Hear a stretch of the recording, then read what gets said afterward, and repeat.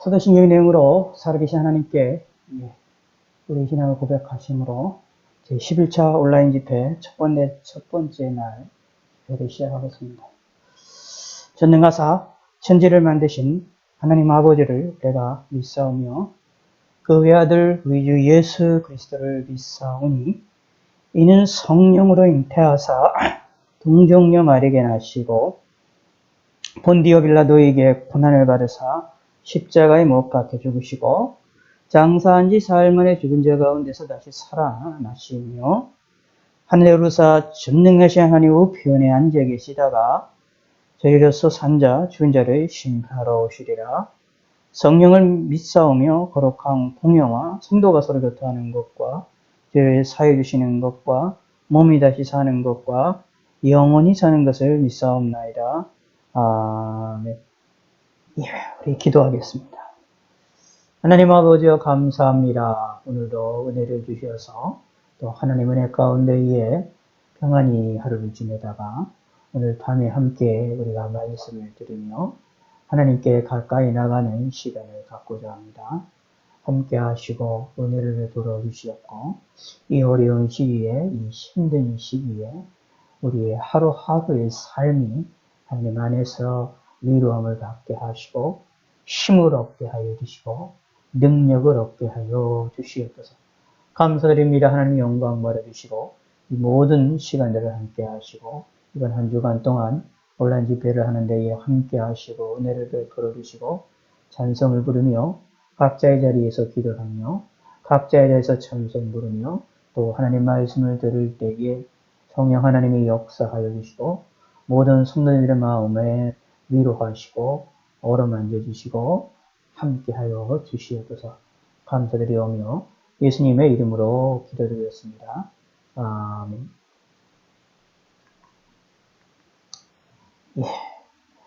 창세기 4장입니다. 1절에서 15절, 히브리서 11장 4절에 있는 말씀. 창세기 4장 1절입니다. 아담이 그 아내 하와와 동침하매 하와가 잉태하여 가인을 낳고 이르되 내가 여호와로 말미암아 등남하였다 하니라. 그가 또 가인의 아우 아벨을 낳았는데 아벨은 양치는 자이었고 가인은 농사하는 자이었더라. 세월이 지난 후에 가인은 땅의 소산으로 제물을 삼아 여호와께 드렸고 아벨은 자기도 양의 첫 새끼와 그 기름으로 드렸더니 여호와께서 아벨과 그 제물은 연락하셨으나 가인과 그 제물은 연락하지 아니하신지라. 가인이 심히 분하여 안색이 변하니 여호와께서 가인에게 이르시되 네가 분하여 함은 어찌미며 안색이 변함은 어찌미요. 네가 선을 행하면 어찌 낯을 들지 못하겠느냐. 선을 행치 아니하면 죄가 문에 엎드리느니라. 죄의 소원은 내게 있으나 나는 죄를 다스릴지니라. 가인이 그 아우 아벨에게 고하니라. 그 후 그들이 들에 있을 때에 가인이 그 아우 아벨을 쳐 죽이니라. 여호와께서 가인에게 이르시되 내 아우 아벨이 어디에 있느냐. 그가 가로되 내가 알지 못하나이다. 내가 내 아우를 지키는 자니이까. 가라사대 내가 무엇을 하였느냐. 내 아우의 핏소리가 땅에서부터 내게 호소하느니라. 땅이 그 입을 벌려 내 손에서부터 내 아우의 피를 받았은즉 내가 땅에서 저주를 받으리니 내가 박 갈아도 땅이 다시는 그 효력을 내게 주지 아니할 것이요 너는 땅에서 피하며 유리하는 자가 되리라. 가인이 여호와께 고하되 내 죄벌이 너무 중하여 견딜 수 없나이다. 주께서 오늘 이 지면에서 나를 쫓아내시온즉 내가 주의 낯을 배웁지 못하리니 내가 땅에서 피하여 유리하는 자가 될지라. 무릇 나를 만나는 자가 나를 죽이겠나이다. 여호와께서 그에게 이르시되 그렇지 않다. 가인을 죽이는 자는 벌을 7배나 받으리라 하시고 가인에게 표를 주사 만나는 누구에게든지 죽임을 명케 하시니라.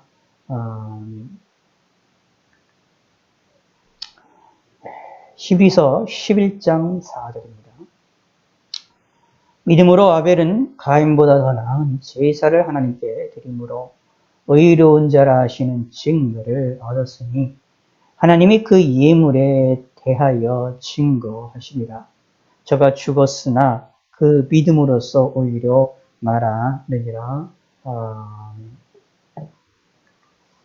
오늘은 창세기에 있는 말씀을 통하여서 가인과 아벨에 대해서 우리가 살펴보고 특별히 이들의 삶과 가인의 삶에 대해서 그리고 하나님이 이들을 다루시는 방식에 대하여서 우리가 살펴보기를 원합니다.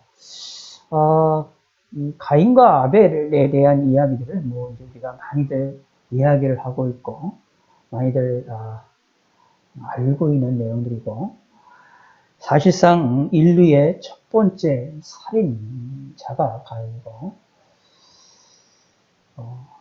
그것도 형제 간의 싸움이었음을 이야기를 합니다. 근데 단순하게 형제 간의 싸움이 아니라 중간에 하나님이 계시고 하나님을 향하여 동일하게 다 움직이는데 시기와 질투심에 의하여 살인을 하게 되어지게 되는 끔찍한 일이 벌어지는 사건이 오늘 본문에 나와 있는 내용입니다.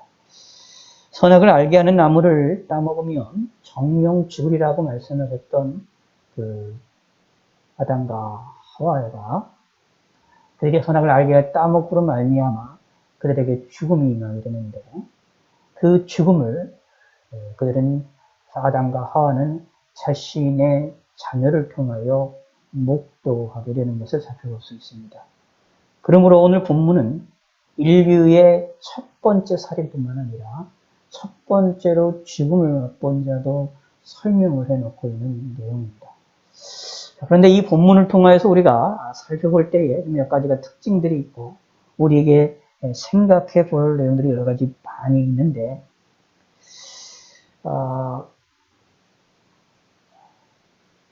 가인과 이 아벨의 이 사건을 통해서 나타나 있는 이 본문의 특징 가운데 하나는 아벨에 대한 이야기가 많이 이야기가 되지를 않고 오히려 가인과의 하나님과의 관계와 대화가 많이 적혀져 있는 그런 내용이 이 본문에 나와 있는 특징입니다.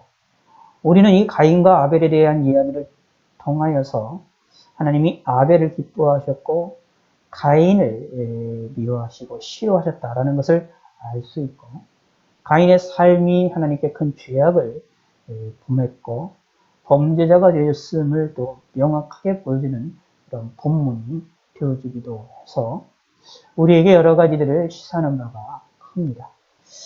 이 본문을 통해서 우리가 본문을 몇 가지를 살펴보기를 원하는데 깊게 들어가면 우리가 좀 고민을 좀 해봐야 될 내용들이 있고 이 본문의 이 가인과 아벨에 대한 이 사건을 믿지 않는 자들도 꽤 사람들 가운데 있어서 이게 참 곤란하고 어려운 부분들이 나와 있는 이 내용이 가인과 아벨에 내역하는 내용입니다. 우리들은 이 보수적인 신앙을 가지고 있는 사람들은 성경에 있는 이 가인과 이 아벨의 사건을 어떤 신화적인 사건으로 이해를 하기보다는 실제로 일어났던 사건으로 이해를 하고 있고 가인이라고 하는 또는 아벨이라고 하는 어떤 단체나 어떠한 무리들의 두 가지의 충돌이 일어나는 것으로 해석을 한다거나 아니면 양치는 자들과 또는 농사하는 자들의 무리들의 부딪힘의 이야기로 이야기하는 그렇게 해석하는 방법들에 대하여서는 우리들은 받아들이지를 않고 있습니다. 보수적인 신앙을 가지고 있는 사람들은 이 본문을 통해서 가인이라고 하는 실질적으로 아벨이라고 하는 실질적으로 개인이 있었다. 라고 이야기를 하고 있고, 이 개인과 개인 사이에 일어나는 아주 중대한 사건을 우리에게 알려주고 있는 내용입니다. 이 본문을 통해서 우리가 살펴봄에 있어서, 특히 창세기 부분을 우리가 살펴봄에 있어서 여러 가지 이제 의문점들이 나오는 것들이 있는데, 어떤 이들은 이렇게 말합니다. 가인이 하나님께 말을 하는데, 내가 땅에서 피하며 유리한 자가 될지라, 무릇 나를 만나는 자마다 나를 죽이겠나이다 라고 얘기해서 자신 외에 또 다른 사람들이 있음을 이야기를 하고 있고, 하나님께서도 가인을 죽이는 자는 벌을 7배나 받으리라 라고 이야기를 하면서 그를 만나는 모든 사람에게 죽임을 면하게 하시니라 라고 이야기를 하고 있습니다. 그럼을 통하여서 가인과 아벨만이 아니라 이 당시에 많은 사람들도 있었음을 또 본문에도 이야기를 하고 있기 때문에, 그럼 이 사람들이 도대체 어디서 왔느냐라고 하는 걸 가지고 논쟁을 하고 해석을 하고 또는 이상하게 성경을 보는 사람들도 많이 있습니다만, 우리는 이 본문을 통하여 이해를 할 때에 성경의 기록에 하나님의 말씀을 기록하시도록 또 기록하도록 하게 하시는 하나님의 섭리, 또 기록자들의 방식들을 우리가 분명히 이해를 해보는 것이 필요합니다. 그 방법 가운데 하나가 뭐냐 하면 모든 것을 자세하게 이야기를 하고 있지 않습니다. 가인과 아벨의 인생이 오랜 세월을 살았을 텐데 그들이 얼마를 살았는지를 알 수가 없지요. 물론 나중에 이제 가인의 이제 죽음에 대한 연수가 나오긴 하지만 아벨이 몇 세에 죽었는지 또 이들이 어떤 상황 속에서 어떻게 삶을 살았는지를 전혀 이야기를 하고 있지를 않습니다. 동시에 3절에 보면 세월이 지난 후에 라고 말을 하고 있으므로 세월이 지난 것이 얼마나 세월이 지났는지를 또한 알 수가 없게 됩니다. 그러면 이런 식으로다가 성경은 이렇게 싹 어떤 것들을 침묵하거나 자세하게 설명을 하지 않고 삭제하며 살아나가는 것을 살펴볼 수 있습니다. 그래서 좀 시간이 좀 지났음을 우리는 예측을 해볼 수 있고, 동시에 가인과 아벨 외에도 아담과 하와의 또 다른 자녀들이 있었을 것이다 라는 것도 충분히 미루어 짐작을 해볼 수가 있는 내용들입니다. 거기에 첫째 아들과 둘째 아들 아담과 가인과 아벨에 대한 이야기를 통하여 집중해서 설명을 하고 있는 내용이고, 다른 자녀들에 대한 이야기들을 우리는 설명을 하고 있지 않다라는 것을 우리는 보통 이야기가 되어져 있습니다. 그러므로 가인이 만나는 사람들이 누구냐? 가인이 만나서 뒤에 만나서 가인을 죽이려고 하는 사람이 누구 있냐, 이런 내용들을 우리가 살펴보게 될 때에 그들 또한도 아담과 하와의 후손들이었을 것이다 라고 본문을 통하여서 우리가 충분히 미루어 짐작을 해볼 수가 있게 되어집니다. 이런 말씀들은 여러분들이 좀 고해학자들이나 사람들이 좀 해석함에 있어서 좀 복잡하고 여러 가지 이야기를 하는 내용들이 많이 있지만, 우리는 보통 이런 식으로 보수적인 신앙생활을 가지고 있는 사람들은 이런 식으로 이해가 되지요. 자, 그런데 이 본문을 통해서 하나님은 강조를 하고 있는 내용이 있습니다. 그게 뭐냐 하면 하나님께서 아담과 하와를 창조하셨고 그들을 사랑하셨는데, 아담과 하와를 창조를 하시고 사랑을 하셨는데 그들이 하나님의 말씀을 어김으로 타락을 했고, 그리고 에덴 동산에서 쫓겨나게 되었습니다. 그럼에도 그때에 쫓겨남에도 불구하고 그런 순간에조차도 하나님께서는 그들에게 가죽옷을 입히게 되어지기도 하고, 그들을 위하여 또 다른 하나님이 저주를 하시면서도 그들에게 징계를 하시면서도 그들에게 희망을 주는, 소망을 주고 희망을 주는 역사가 나오는데, 오늘 이 본문에서도 사실 가인에 대하여서도 죄에 물들어 있고 악한 행동을 하고 있는 이 가인의 이 모습에서도 사실 하나님께서는 그들을 가인을 향한 또 다른 계속해서 은혜를 베푸시는 하나님의 은혜와 인간의 어리석음, 죄악된 인간의 어리석은 모습이 명확하게 대비되는 모습이 계속해서 보여주고 있는 본문이 오늘 본문에 나와 있는 내용입니다. 1절에 말합니다. 아담이 그의 아내 하와와 동침함에 하와가 임신하여 가인을 낳고 이르되 내가 여호와로 말미암아 득남하였다 하니라. 이때에 아이를 낳았던 하와의 심정이 얼마나 기뻤는지 자신의 아들을 여호와로 말미암아 득남하였다라고 얘기하면서 강한 기쁜 표현을 하는 것을 살펴볼 수가 있게 되어집니다.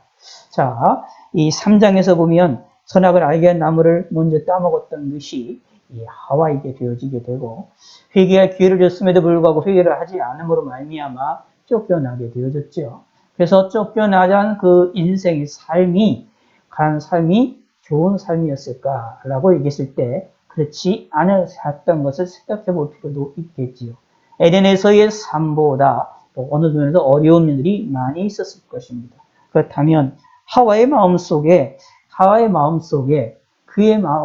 여인의 이 하와의 마음속에 자신의 후회스러움, 자신의 어리석음에 대한 것들이 없었겠습니까? 있었겠지요.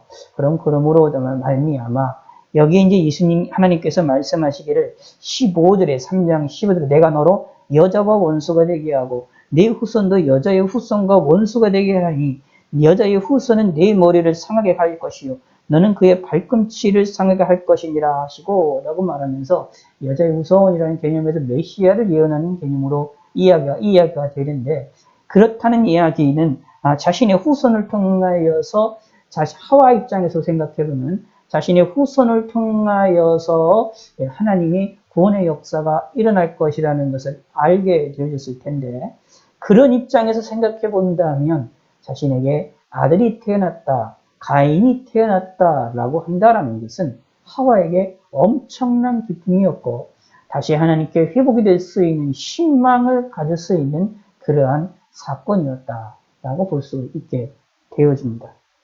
그래서 내가 여호와로 말미암아 득남하였다라고 이야기할 정도로 하나는 기쁨에 차 있었다라는 것을 알 수가 있습니다. 그런데 인간의 어리석음이라는 것, 죄로 인하여 타락되게 된 인간의 부패성이라는 것이 얼마나 심각한 것인지를 오늘 보면 명확하게 보여줍니다.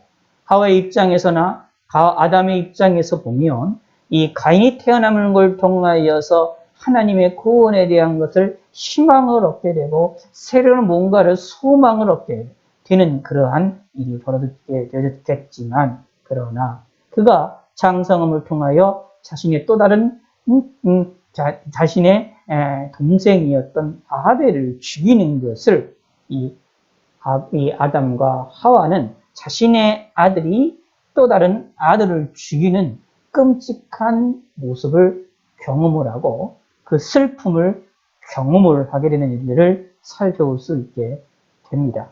근데 이런 본문에 대하여서 이런 사건들에 대하여 아담과 하와가 어떤 감정을 가졌고 어떤 생각을 가졌고 어떻게 되었을 것이다라는 것은 성경에 기록이 되어 있지를 않지요.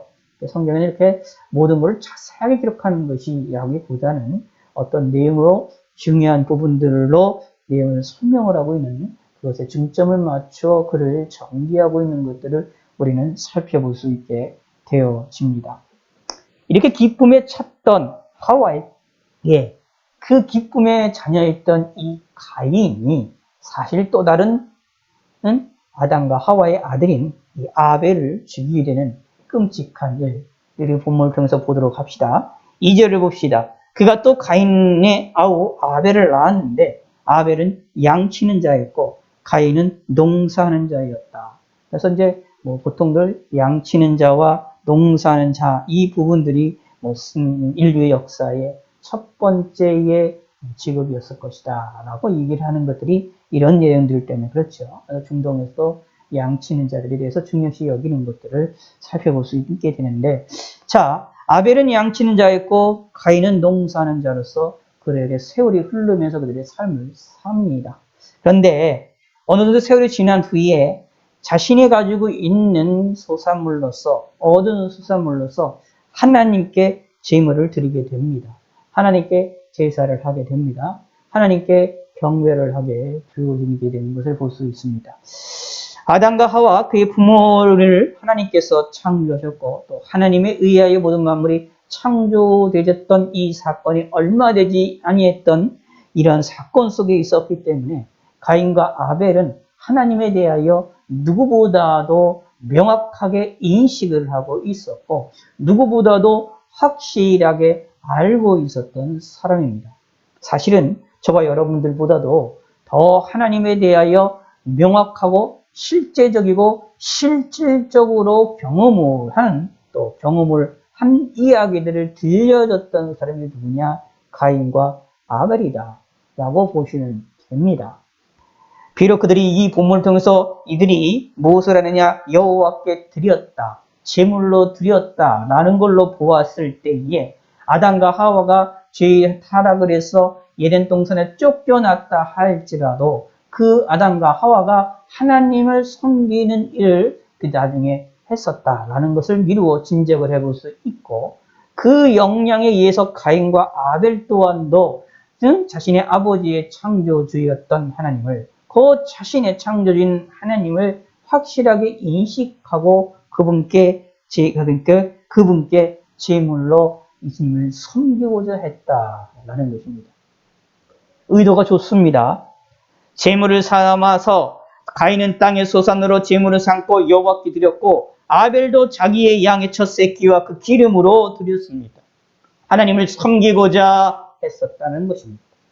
아담과 하와를 인하여서 그들의 부모의 잘못으로 인하여 그들이 죄 가운데 있고 하나님께부터 좋은 땅, 에덴 동산의 땅으로부터 쫓겨나서 안전한 곳에서부터 쫓겨나서 삶을 사는 그들이었지만 그럼에도 불구하고 하나님을 섬기고자 했다라는 이야기입니다.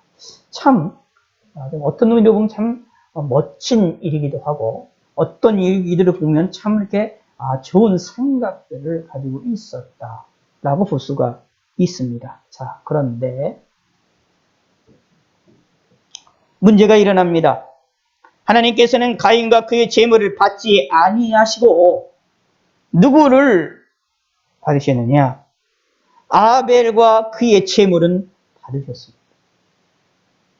하나님께서 아벨의 제사를 제물을 받으시고 아벨이 드리는 예배는 받으시고 가인이 드리는 예물과 예배는 받으시지 아니했다라는 것입니다. 그 이유가 무엇일까요? 본문은 얘기 창세기에서는 잘 얘기를 알 수 있지 않습니다. 원인을. 그런데 그 원인이 히브리서는 명확하게 얘기를 합니다. 믿음으로 아벨이 하나님께 예물을 드렸기 때문이다 라고 말합니다. 그러므로 아벨이 하나님께 나아갈 때는 하나님께 드릴 때에는 믿음으로 하나님께 나아갔고 가인이 그의 제물로 그 여러 가지 제물로 땅의 소산물로 하나님께 드릴 때는 믿음으로 가지 아니하였다라는 것을 알 수 있습니다. 하나님을 인식하고 알았지만 하나님을 제대로 의뢰하지 아니하였다라는 겁니다. 자, 여기에서 우리가 조심해야 됩니다. 우리가 깨달아야 되는 부분들이 있습니다. 가인이라는 사람이 하나님을 몰랐느냐? 아닙니다. 압니다. 아는데 아는 사람이고 하나님에 대한 분명한 인식을 갖고 있던 사람임에도 불구하고 하나님께 예배를 드리며 하나님께 제물을 드릴 때 믿음으로 행하지 아니하였다. 그러므로 믿음과 하나님을 인식하는 것과 다른 부분들이 있음도 우리는 찾아볼 수 있습니다. 원래는 이게 두 개가 같이 가요. 하나님 믿는다는 것은 지금 저와 여러분들에게는 하나님 믿는다라는 것은 하나님을 인식하고 하나님을 안다라는 것과 같이 흘러나가는데 이 아담과 같은 경우에는 가인과 같은 경우에는 이 두 개가 같이 가지 않고 분리가 됩니다. 근데 이런 모습은 저와 여러분들에게도 동일하게 나타날 수 있습니다. 예수님을 알고 예수님을 믿고 예수님을 섬기고 그리고 예수님을 믿는다고 고백을 하고 있지만 정말로 주님을 믿느냐라고 했을 때는 퀘스천 마크가 붙여질 수밖에 없는 행동들이 우리 가운데 나타나는 것을 찾아볼 수 있습니다. 바로 가인이 이랬습니다. 하나님을 분명히 알았지만 하나님께 믿음으로 예물을 드리지 않았습니다. 그러나 아벨은 믿음으로 예배를 드렸습니다. 그런데 이 사건이 일어났으면 가인의 입장에서는 하나님이 안 받으셨다는 것을 보고 자신을 반성할 줄 알아야 했는데 가인이 반성하지 아니합니다. 오히려 적반하장과 같은 말도 안 되는 일이 하게 되어집니다. 5절에 보면 가인과 그의 재물은 받지 아니하신지라 가인이 몹시 분하여 안색이 변합니다. 몹시 분하여 안색이 변했다. 이걸 좀 좋은 의미로 얘기를 하자면 무엇입니까? 하나님에 대한 열정을 가졌다라는 얘기예요. 하나님께 예물 드리는데 하나님이 안 받으시니 그리에 하나님을 받지 못하는 것, 하나님께 드리지 못하니 하나님이 기뻐하지 않는 것 때문에 그것 때문에 화가 나고 그것 때문에 안색이 변했다라고 긍정적으로 이야기를 할 수도 있을 것입니다. 근데 이 본문에서는 긍정적인 개념으로 이야기하는 게 아닙니다. 이들이 너희 가인이 몹시 분하여 안색이 변했다라는 것은 그의 마음에 큰 질투가 있었다라는 겁니다.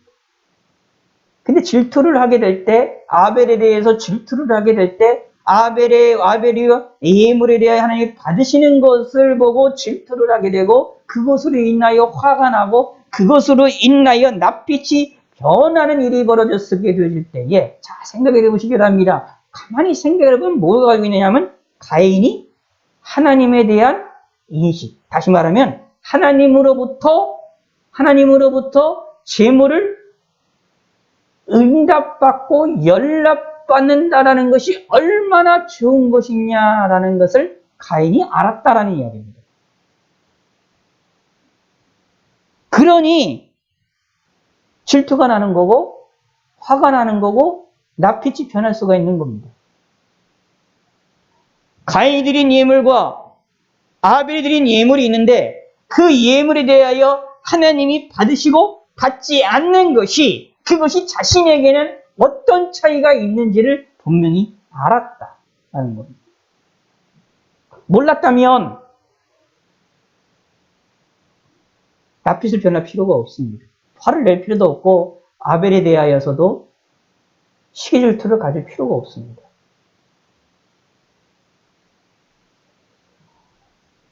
언뜻 보면 이거는 마치 오늘날로 이해하면 영적인 열정을 가지고 있는 걸로 보입니다. 하나님께로부터 복을 받기를 원하는데 복을 못 받았어요. 자신의 동생이 복을 받았고 자신은 복을 못 받은 겁니다. 하나님께 가까이 나가고자 하는데 하나님과 교제를 하기 원하는데 하나님과 교제하는 것은 동생이고 자신은 하나님과 교제하지 못했다라는 겁니다. 그래서 화가 납니다. 그 화가 났다는 것에 마음에 근본들이 깔려 있는 것은 하나님에 대한 인식, 그리고 하나님께로부터 재물이 연락받게 되어지는 사건이 얼마나 귀중하고 좋은지를 가인이 알았다라는 겁니다. 자, 그런데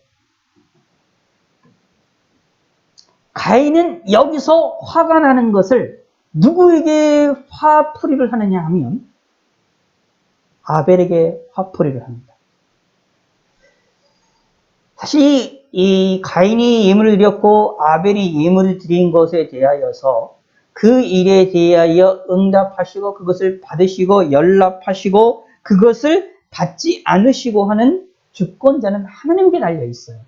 하나님의 뜻에 달려 있습니다. 그러므로 가인이 자신의 재물을 하나님이 안 받으시고 아벨의 재물을 받으셨다는 것을 안다면 그 주권자가 그 움직이고 결정하는 것이 하나님이라고 한다는 것을 인식한다고 한다면 정상적이라면 자신을 뒤돌아보고 자신이 왜 하나님 앞에 응답이 안 됐는지를 고민을 하고 하나님 앞에 좀 정비를 하는 것이 필요한 것인데 가인은 그런 마음을 가지고 있지 않았습니다.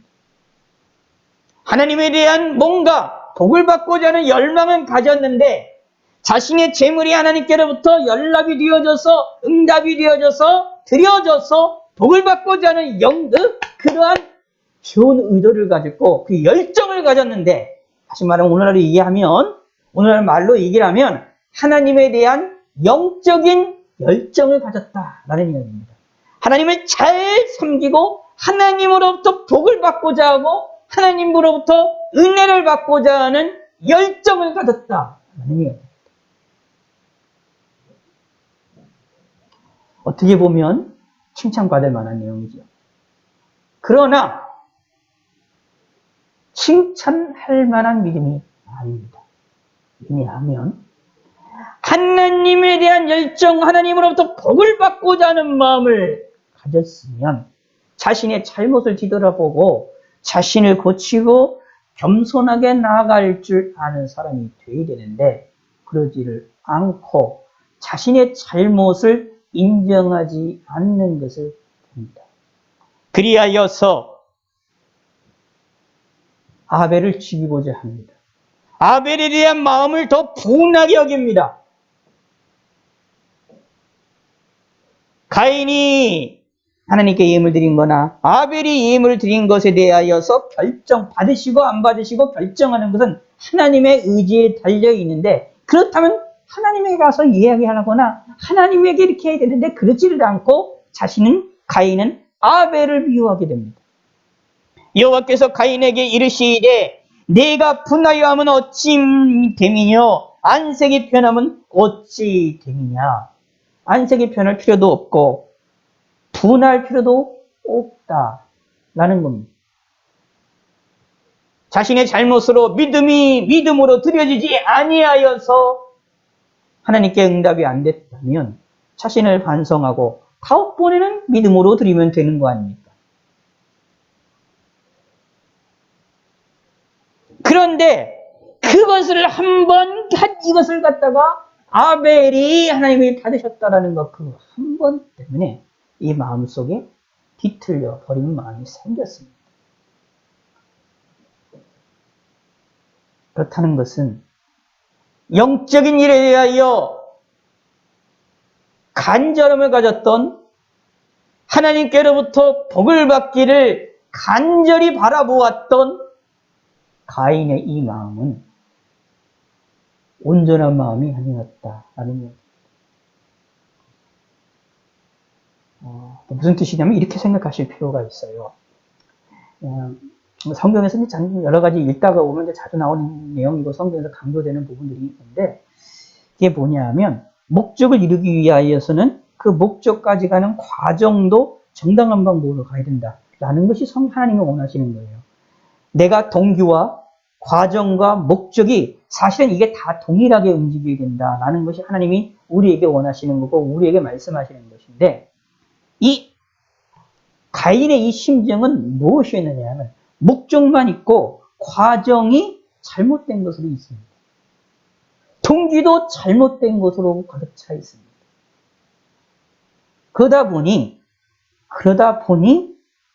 잘못된 악으로 휩싸여 버리는 것을 살펴볼 수 있어요. 우리가 조심해야 될 것 중에 하나가, 예수 믿는 사람들이 조심해야 될 것 중에 하나가 이겁니다. 우리가 하나님께 가까이 가고 하나님께 복을 받고자 하는 의도, 뜻은 좋습니다.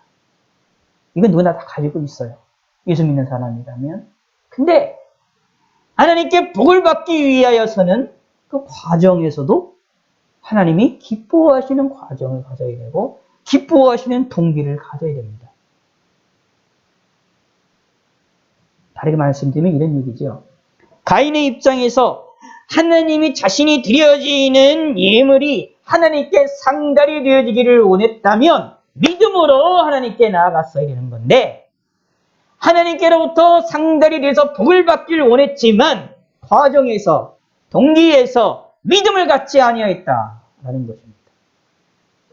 우리나라 속담이 있지요. 뭐로 가도 서울로 가면 된다라는 속담. 어떤 방식이든지 무슨 방법을 통하여서든지 간에 결과만 좋게 나온다면 박수치고 기뻐하고자 하는 사람의 심정, 이게 바로 가인이 가지고 있었던 생각입니다. 저 여러분들도 이러한 유혹에 빠질 때가 많습니다. 예수 믿는 사람들이 하나님께로도 복을 받기 원합니다. 복을 받기 원한다면 동기와 과정의 모든 것이 하나님이 원하시는 방법으로 이르는데, 그러지 아니하고 그 과정과 모든 것들은 하나님이 기뻐하지 않은 방법으로 하면서 목적만을 바라보고 목적만을 이야기를 하게 되는 일들이 너무나 많다. 그렇게 되다 보면 가인처럼 잘못에 빠지게 됩니다. 하나님이 말씀하십니다. 내가 선을 행하면 어찌 나를 들지 못하겠느냐? 선을 행하지 아니하면 죄가 문에 엎드려 있느니라. 죄가 너를 원하나 너는 죄를 다스릴지니라. 이 부분을 통해서 알 수 있는 것이 있습니다. 이 가인이 자신의 예물이 하나님께 상달이 되지 못한 것을 보고 아벨을 죽이고자 하는 마음을 가졌다라는 이야기. 생각해보면 이게 말이 안 되는 거예요. 이상한 겁니다. 자신의 예물을 안 받은 건 하나님이죠. 아벨이 잘못한 겁니까? 아닙니다. 아무런 관계가 없어요. 자신과 하나님과의 관계만 있는 겁니다. 그런데 아벨이 하나님께로부터 자신이 그들의 이태적 예물이 하나님께 상달이 위해서 하나님께로부터 복을 받는 게 이게 싫은 거였습니다. 그래서 아벨을 죽이고자 하는 마음을 갖게 되는 겁니다. 근데 하나님께서는 그것을 하지 말라라고 말합니다. 오히려 선을 행하라고 말합니다. 선을 행하게 되면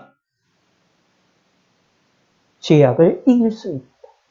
그러나 선을 행하지 아니하면 죄가 우리 문 앞에 있어서 더 큰 죄를 짓게 됩니다. 라고 말하고 있습니다. 죄가 너를 원하나 너는 죄를 다스릴지니라. 이 구절은 대단히 유명한 구절입니다. 지금 모든 기독교인들이 우리가 많이들 알고 있는 구절 가운데 이 본문도 대단히 잘 알고 있는 본문입니다. 이것은 하나님이 가인에게만 말씀하시는 것이 아니라 가인을 통하여 저와 여러분들에게도 우리에게도 말씀하시는 얘기입니다. 죄가 너를 원하나 너는 죄를 다스릴지니라. 죄가 우리 앞에 항상 있다 할지라도 그 죄를 다스릴 줄 아는 성도가 되셔야만 합니다.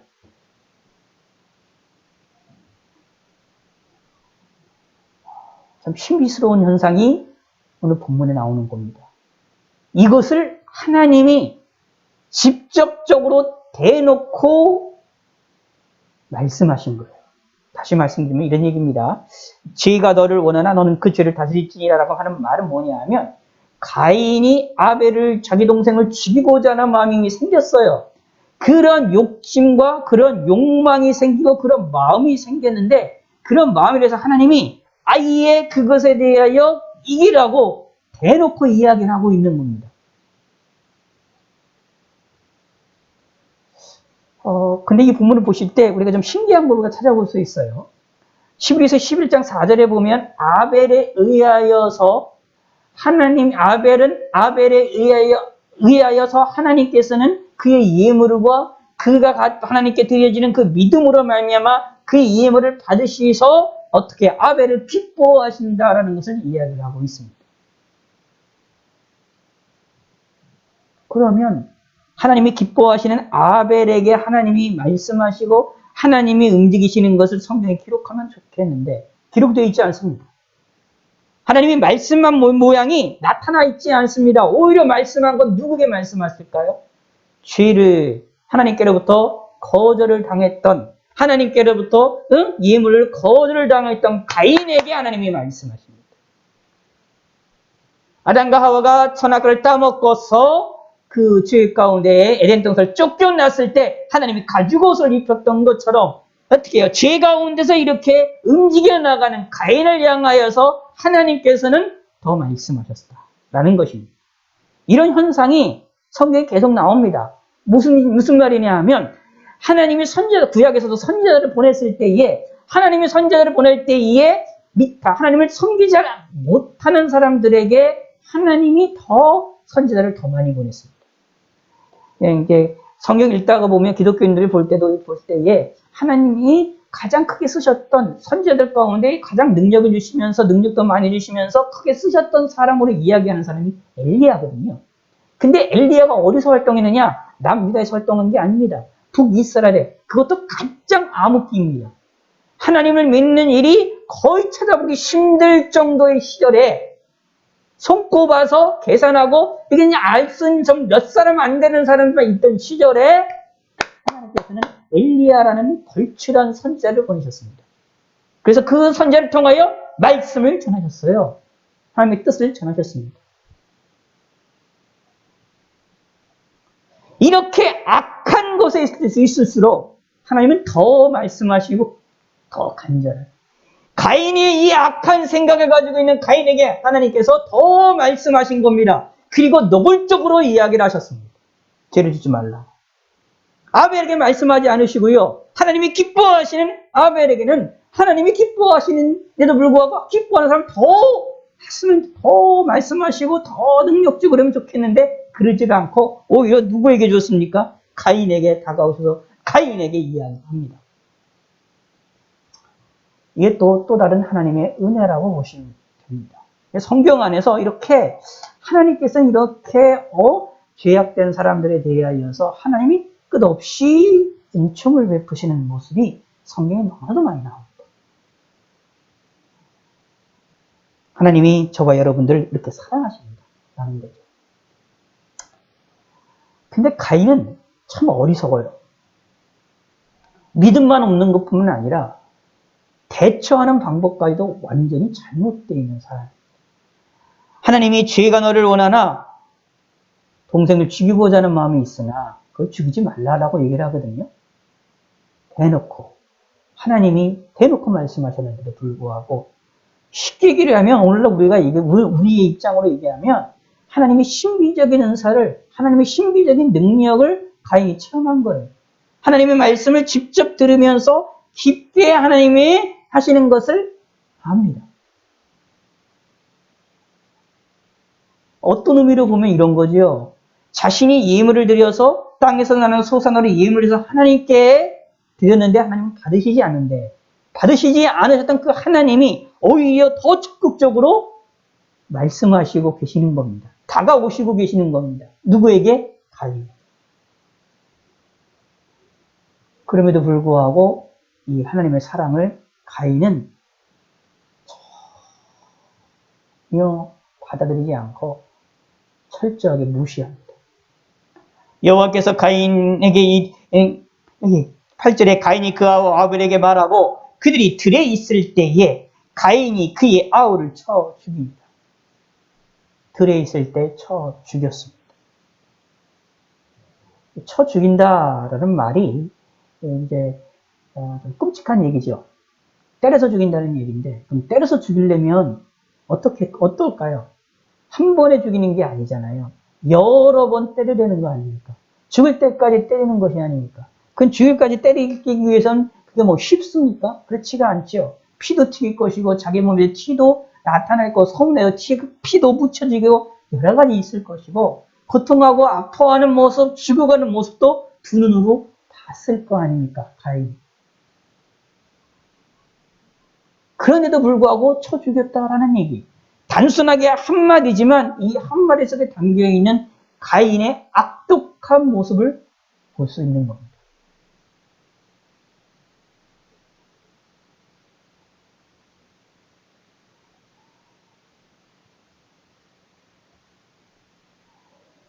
사실 이게 죄의 무서움이라고 보시면 됩니다. 아담과 하와는 하나님의 말씀을 어겨서 듣지 아니하는 것 작은 죄였지만 이 가인의 죄는 그거보다 더 심각합니다. 아담과 하와도 하나님 말씀 듣지 않았어요? 가인도 하나님 말씀 듣지 않습니다. 노골적으로 이겨내도 불구하고 하나님의 말씀을 완전히 무시를 해버리고 가인은 아벨을 죽입니다. 그런데 가인과 아담과 하와 같은 경우는 하나님 말씀하시는 선악을 따먹지 말라라고 하는 내용이기 때문에 그것을 통하여 다른 이들에게 고통을 당하고 이런 것들 볼 필요가 없는 것이죠. 그런데 가인은 자신의 동생을 쳐 죽일 때에 그 동생의 고통을 몰랐겠습니까? 봤겠지요. 그럼에도 불구하고 죽일 때까지 쳐서 죽여버렸다.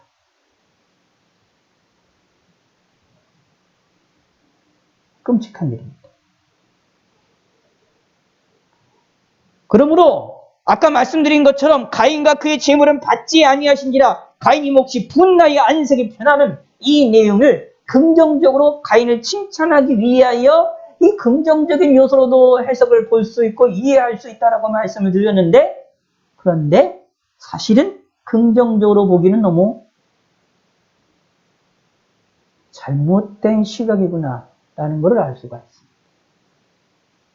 하나님에 대한 복을 받고 하나님께로부터 하는 응답을 받지 자신의 재물이 상납이 되지 않은 것을 보고 거기에 대해서 화가 나는 것을 통하여서 하나님에 대한 열정을 갖는 것처럼 보였지만, 그러나 그의 과정에 나와 있는 것 속에 하나만 잘못된 생각들을 가지고 있었다라는 것을 보여줍니다.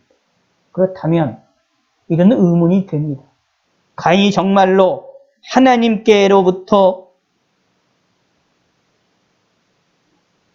자신이 드렸던 예물이 상납이 드려진 것이 받아지지 않으니까 정말로 화가 난 것인가? 이 화난 모습이 왜 화가 났을까? 의문이 생겨날 수밖에 없습니다. 복잡하지요? 근데 복잡하게 생각하지 마시고 간단하게 생각하시면 됩니다. 한마디로 얘기해서 가인이 생각과 마음과 모든 것들이 양심에 화인 맞아 버려가지고 마음이 완전히 삐뚤어져 버렸다라는 얘기입니다.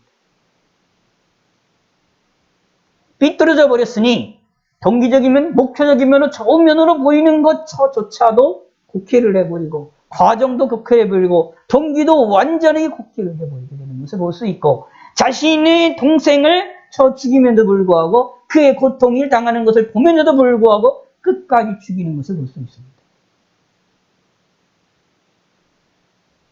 그리고 더 무서운 사건은 가인의 뻔뻔함입니다. 너무나도 뻔뻔히 너무 심해요. 하나님이 다시 또 나타나서 말씀하시죠. 여호와께서 가인에게 이르시되 네 아우 아벨이 어디 있느냐. 다시 하나님이 물으십니다. 아시는데도 불구하고 묻는 거예요. 그랬더니 내가 알지 못하나이다. 내가 내 아우를 지키나이까? 오히려 반문하면서 하나님을 신랄하게 공격을 합니다. 내가 꼭 아우 동생 아벨을 지켜야 됩니까? 지킬 필요가 없는데 아우가 어디 있는지 어떻게 해야 합니까? 이걸로 보았을 때 가인은 하나님이 자신이 아벨을 죽인 일에 대하여서 모르실 거라고 생각했던 것 같습니다. 하나님을 제대로 모르는 거였죠. 하나님을 제대로 알지 못하는 것이었죠. 근데 더 끔찍한 것은 내 아우가 어디 있느냐라고 하나님이 물으셨을 때 그가 이래 내가 알지 못하나이다 라고 말합니다. 끝까지 모른 척을 하려고 합니다. 이게 가인의 무지막지한 죄악된 모습입니다. 회개할 눈꼽만큼도 회개할 것이 회개하고자 하는 마음을 가지고 있지 않았다. 오히려 하나님께 요구를 합니다. 하나님이 말씀합니다. 이르시되 내가 무엇을 하였느냐? 내 아우의 핏소리가 땅에서부터 내게 호소하느니라. 땅에서 죽였던 것을 들에서 죽였다는 사실을 다시 명확하게 말씀합니다. 땅이 그 입을 벌려 내 손에서부터 내 아우의 피를 받았은즉 내가 땅에서 저주를 받으리라. 땅에서 저주를 받는다라는 이야기는 땅에서 하는 일들이 아무런 소용이 없게 될 것이다 라는 얘기입니다. 사실은 이 내용의 이 징벌은 대단히 중요한 의미를 가지고 있어요. 무슨 뜻이냐 하면 4장 초반 2절에 보면은 가인은 농사하는 자입니다. 농사하는 자다라는 이야기는 땅에서 일을 해가지고 땅에서 일을 하는 자들이라는 이야기죠. 농사하는 자입니다. 그런데 땅에서 일을 하는 자가 땅으로부터 음식들을 못 얻게 해주게 된다라는 것은 가인이 본래 가지고 있었던 자신이 좋아하는 농사하는 일을 하지 못하게 해줄 것을 이야기합니다. 땅이 오히려 가인을 배척하게 해준다 라는 걸 이야기합니다. 가인이 가지고 있었던 본래의 자신의 직업을, 자신의 능력을 제대로 활용하지 못하게 됐다라는 겁니다.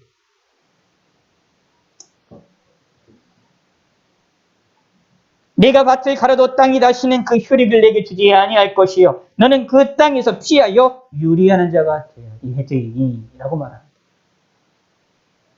하나님이 명확하게 그의 잘못을 지적하면서 그에게 징계를 내리시는데 그가 좋아하는 것을 하지 못하도록 하게 하십니다. 하나님의 징계의 방법이 분명히 나옵니다. 그러면 이쯤 되면 자신이 하나님을 속이고자 했지만 속이지 못한다라는 것을 깨닫게 됐다면 이쯤 되면 최소한 하나님께 죄송한 마음이라도 갖는 것이 필요한데 뭐라고 표현합니까?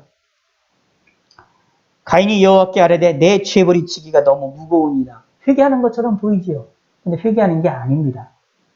내 죄벌이 너무 지기가 너무 무거우니이다 라고 얘기를 하면서 왜 회개하는 게 아니냐면 그 다음 구절이 있기 때문에 그래요. 구절이 말입니다. 주께서 오늘 이 짐에서 나를 쫓아내시온즉 내가 지혜나를 배웁지 못하리니 내가 땅에서 피하며 유리한 자가 될지라 물은 나를 만나는 자마다 나를 죽이겠나이다.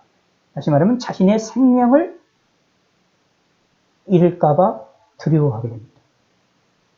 그러면서 하나님께로부터 생명을 보호해달라고 요청을 합니다.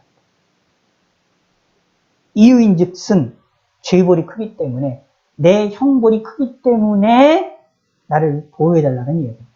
죄벌이 나의 죄물이 크니까 하나님이 용서해 주셔서 용서해 주시옵소서 라는 것이 아니라 오히려 뭐가 되느냐 하면 하나님께 당당하게 자신을 보호해달라고 요청을 합니다. 이 모습은 가인이 너무나도 악한 사람이라는 것을 명확하게 드러내고 있습니다. 무슨 뜻이냐 하면 하나님의 저주든 하나님의 진노이든 또는 하나님의 은혜이든 무엇이든지 간에 그걸 자신의 의지대로 자신의 유익을 위하여서 사용하려고 하는 어리석은 자들이다 라는 이야기. 이가 누구냐? 가인입니다. 자신의 동생을 죽여놓고 자기는 죽기 싫은 겁니다. 자신의 동생을 들에서 쳐 죽여놓고 그 고통당하고 피 흘리면서 그 힘들어하는 동생을 보면서 쳐 죽였으면서도 자신은 그렇게 고통당하기를 싫어하는 겁니다. 가인의 성품이 너무나도 무섭습니다. 이게 죄악의 무서움이라고 보시면 됩니다. 아담과 하와의 입장에서 보면 이 가인을 통하여서 하나님의 구원을 맛보고자 하는 큰 희망의 사람으로 보였을 이 가인이 오히려 더 큰 죄악의 길로 가고 더 악한 길로 가고 자신의 동생을 죽이고 첫 살인자가 되어지고 그것뿐만 아니라 하나님께도 적반하장과 같은 말도 안 되는 요구들을 하는 어리석은 가인. 어리석은 게 아니라 더 정확하게 말씀드리면 정신없는 사람이죠.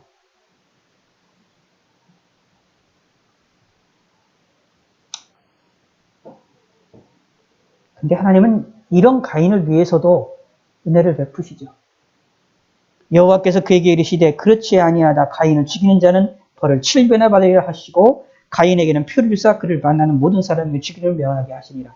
가인에게 어떤 표를 줬는지 성경에서 기록되어 있지 않습니다. 알려지지도 않고 하나님이 말하지도 않고 있습니다. 근데 표를 주셨다고 말을 하고 있어요. 그래서 다른 사람들로부터 보호해 줄 거라고 얘기합니다. 하나님이 이렇게 또 가인을 보호하세요. 참 신기한 일이죠.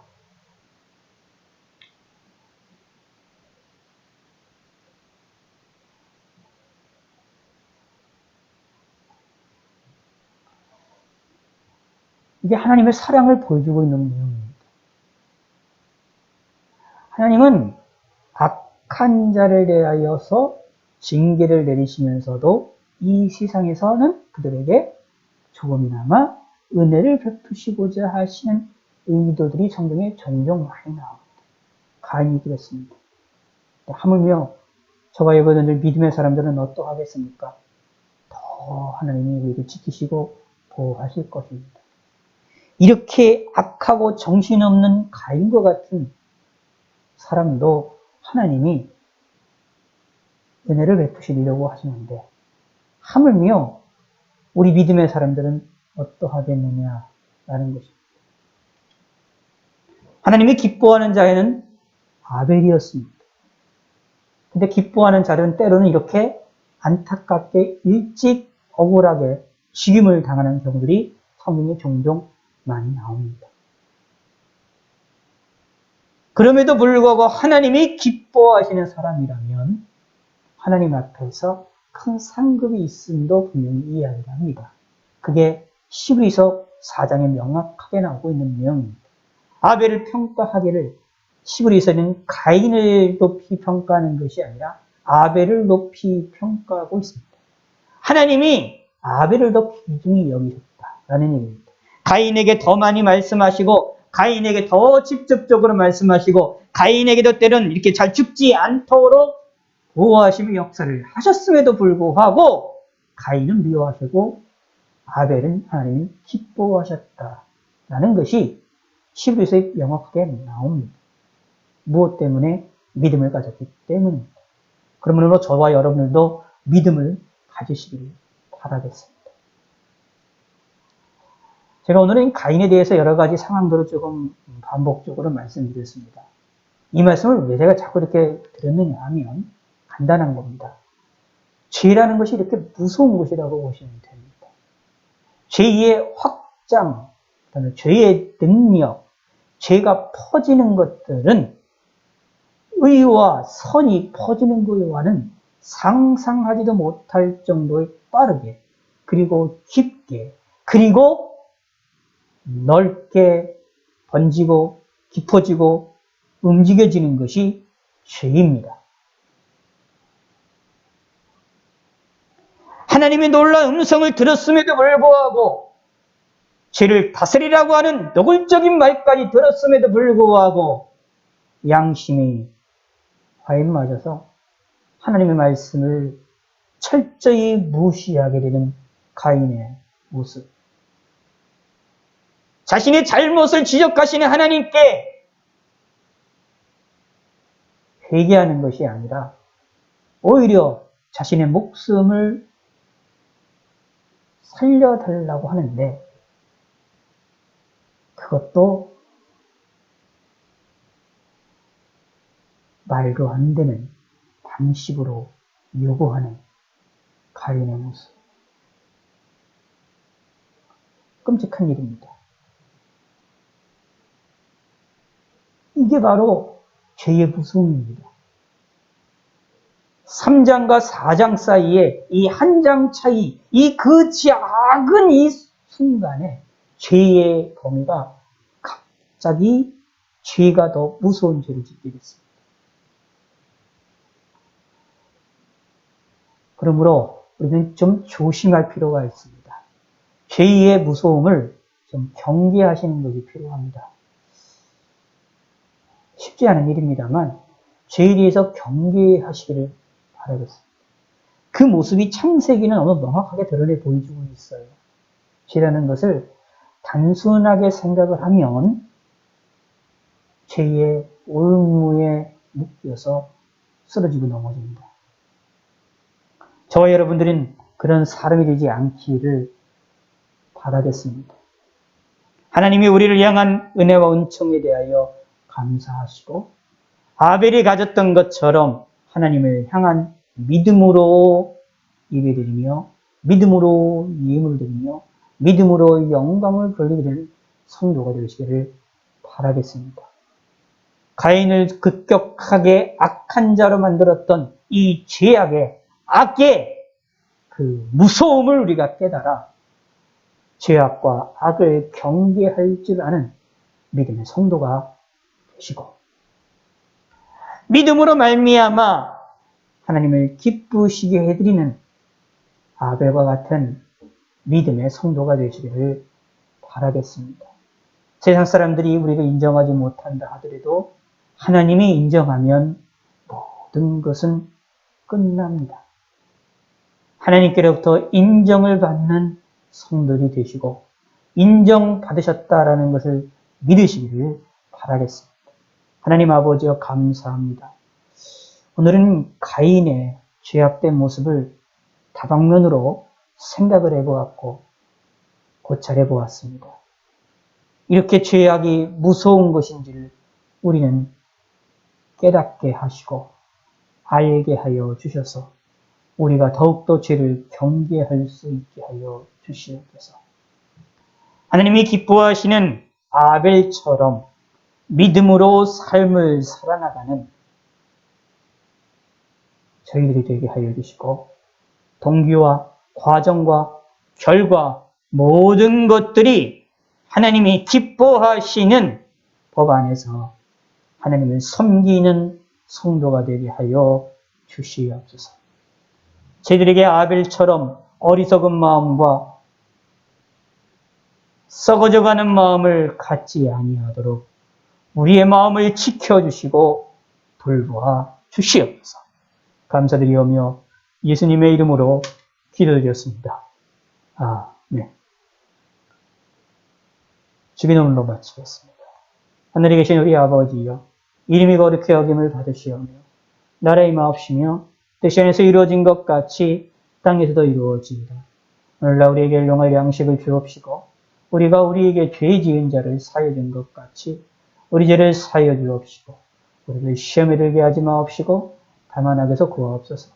그 나라와 권세와 영광이 아버지께 영원히 있사옵나이다. 아멘.